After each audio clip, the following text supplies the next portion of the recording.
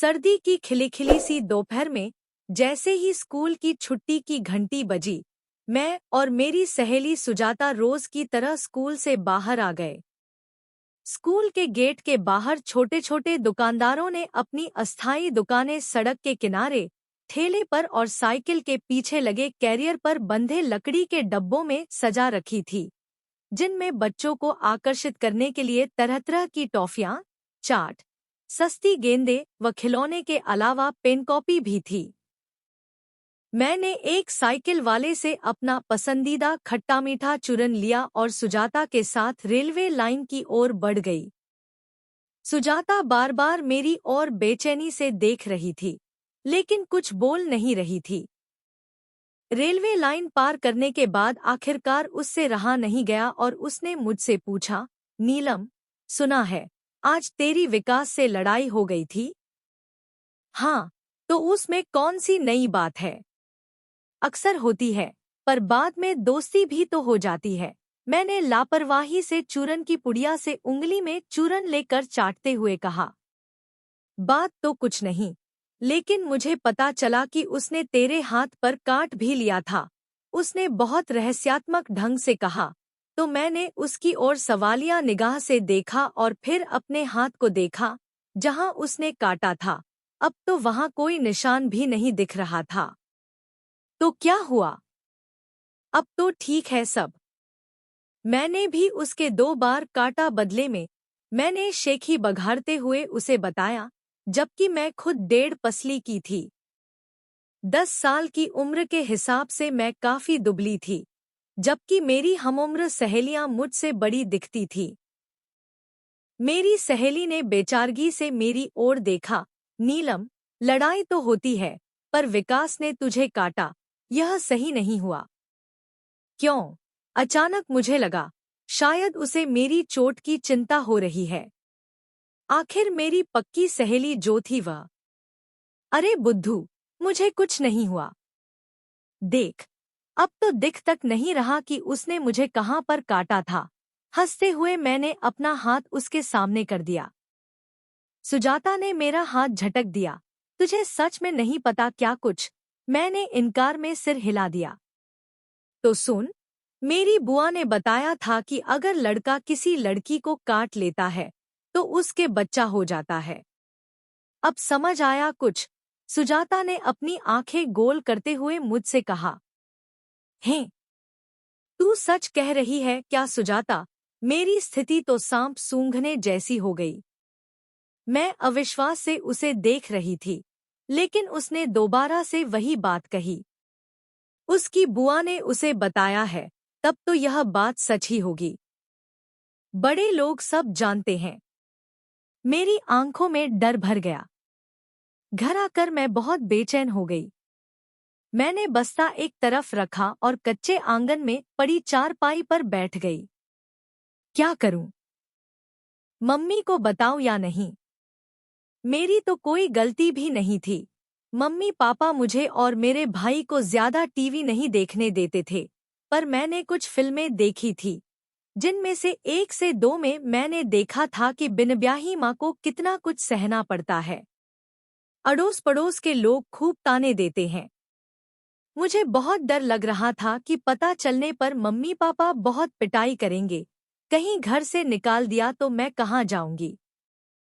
किसी रिश्तेदार के घर गई तो वे भी कितने दिन रखेंगे और सच पता चलने पर धक्के मार कर मुझे निकाल देंगे।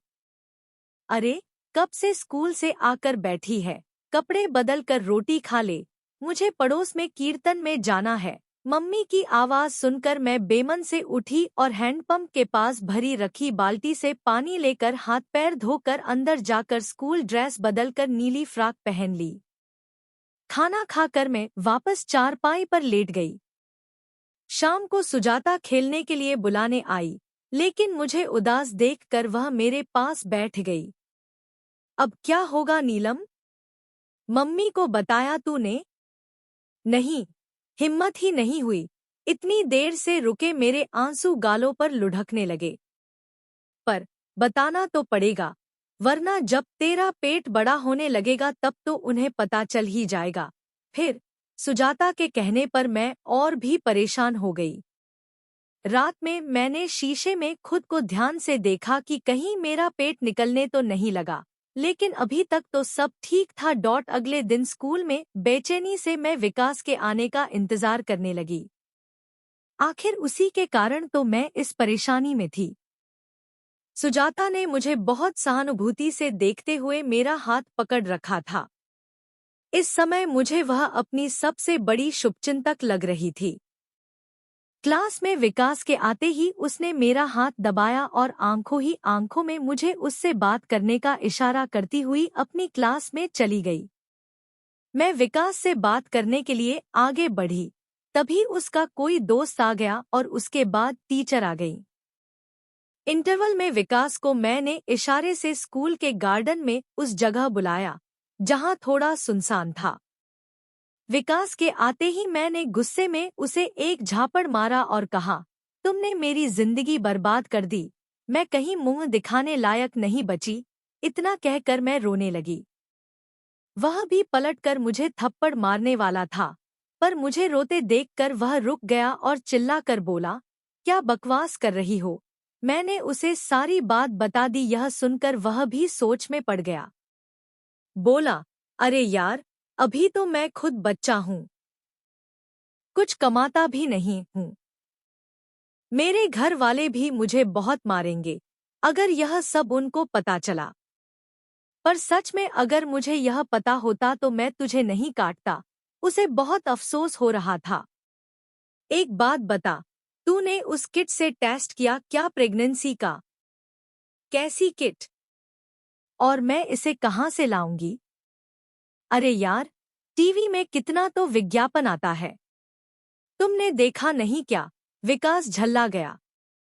बोला, किसी भी मेडिकल शॉप पर मिल जाएगी। हाँ, और जैसे मैं ले ही आऊंगी। सुनो विकास, तुम्हारे कारण मैं इस मुसीबत में पड़ी हूँ। अब तुम्हें ही यह सब करना होगा। ठीक है, मेरे दोस्त का भाई एक मेडिकल की दुकान पर काम करता है, मैं उनसे कह दूंगा लाने को डोट। इसका मतलब यह कि तुम अपने दोस्त को भी यह बताओगे, सबको पता चल जाएगा, कितनी बदनामी होगी। कहते हुए मैं फिर से रोने लगी। अरे यार, तू न ये रोना धोना मत कर, कुछ भी कह दूंगा। वैसे भी ऐसे समय में खुश रहना चाहिए। मेरे कुछ पूछने से पहले ही वह मुंह बनाकर बोला, ऐसा टीवी में और फिल्मों में कहते सुना है मैंने। सुनो ना, तुम अपने घर वालों से बात करो। देखी गई फिल्मों के आधार पर मुझे शादी ही एकमात्र उपाय लग रही थी।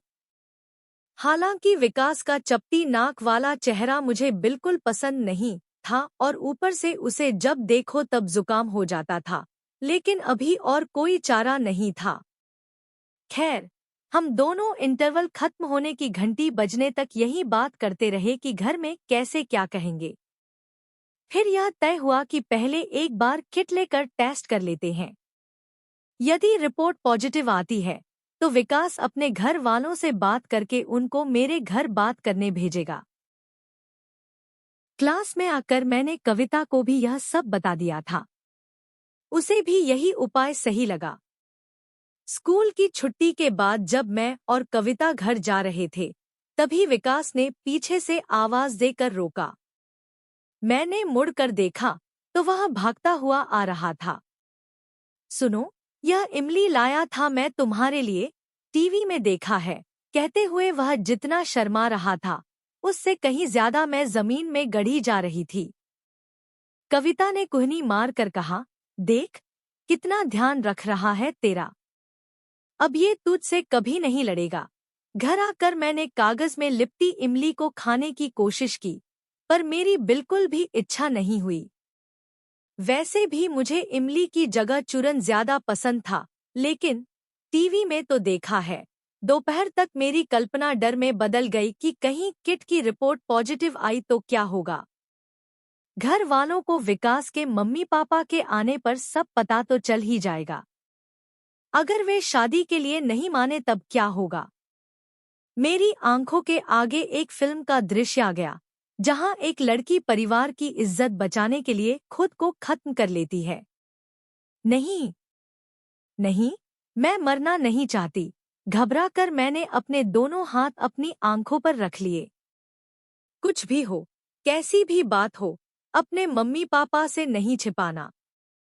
वे बड़े हैं, नाराज हो सकते हैं, पर तुम्हें उस मुश्किल से भी वही निकालेंगे। अचानक मेरे दिमाग में टीचर की बताई बात आ गई, जब वे क्लास में हम सभी से बातें कर रही थी। मैंने हिम्मत जुटाई और आखिरकार मम्मी को सब बताने का फैसला कर लिया। दादी, आप मेरे साथ जरा अंदर चलो न, मम्मी के पास। दादी की चिरौरी करते हुए मैंने कहा। का हुई गवा? कौन हो, बदमाशी की हो क्या? दादी के झुर्रीदार गाल उनकी मुस्कान से भर गए। आप चलो तो सही। मैं दादी की लाठी पकड़कर उनको जबरदस्ती अंदर कमरे में ले आई, ताकि मम्मी की मार से दादी बचा सकें। मम्मी, मुझे कुछ कहना है। आप बैठ जाओ पहले। मेरे कहने पर मम्मी हाथ का काम छोड़कर कुर्सी पर बैठ गई। दादी पहले ही तख्त पर बैठ चुकी थी। डॉट थूक गटक कर अटकते अटकते आंखें झुकाकर मैंने उनसे कहा, मुझे माफ कर दीजिए। और फिर मैंने सिर झुकाए झुकाए उनसे अपनी बात कहनी शुरू की। उनकी आंखों की चुभन मैं महसूस कर रही थी। मेरी बात खत्म होने के पहले ही मम्मी और दादी आशा के विपरीत जोर जोर से हंसने लगी। तुझे किसने बताया कि काटने से बच्चा हो जाता है? होता है मम्मी, सुजाता की बुआ ने उसे बताया था। मैंने दादी मम्मी की बुद्धि पर तरस खाते हुए कहा। ऐसा कुछ नहीं होता। मेरे भी 2 बच्चे यानी तेरे पापा और बुआ हैं, और तेरी मम्मी की भी 3 बेटियां हैं। काटने से नहीं होते तो कैसे होते हैं? मैं समझ ही नहीं पा रही थी। बड़ी होकर जान जाओगी। जाओ खेलो, मम्मी ने हंसते हुए कहा। तो मेरी जान में जान आई, यानी सब ठीक है। कल बताऊंगी इस सुजाता की बच्ची को डोट। मैं खुश थी कि अब विकास से मुझे शादी नहीं करनी पड़ेगी, और मुझे यकीन था कि वह भी मुझसे शादी नहीं करना चाहता होगा। पर काटने से बच्चे नहीं होते तो फिर सवाल अब भी अनुत्तरित था। उम्मीद है आपको हमारी आज की छोटी सी स्टोरी अच्छी लगी होगी। अगर अच्छी लगी हो तो हमारे चैनल को सब्सक्राइब करें और बेल आइकन को प्रेस करें। धन्यवाद।